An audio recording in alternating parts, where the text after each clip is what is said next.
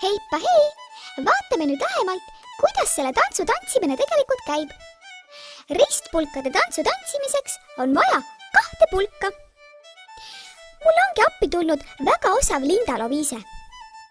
Aseta pulgad palun enda ette ja alusta tantsimist esimesest veerandist. Ma näitangi sulle, kuidas veerandeid loetakse. 1., 2., 3. ja 4. veerand. Liigume risthüpetega päripäeva ehk kella osuti liikumise suunas.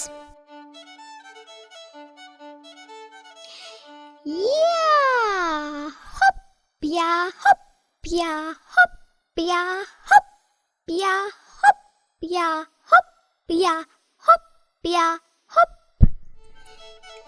Mida rohkem harjutad, seda osavamaks saad. Vaatame korra jalgade tööd lähemalt. Kahekesi tantsides on see tunduvalt keerulisem. Iiris tuligi appi näitama, kuidas tantsida ristpulkade tantsu kahekesi. Mõlemad viivad esimesena ette vasaku jala. Linda Loviise alustab esimesest ja Iiris 3. veerandist. Tants käib seni, kuni keegi jalaga kogemata puudutab pulkasid. Ja hopp ja hopp ja hopp ja hopp ja hopp ja hopp ja hopp ja hopp. Ja nüüd kutsu kõik oma sõbrad ristpulkade tantsu tantsima. Võidab see paar, kes viimasena tantsuplatsile jääb. Tšauki tšau!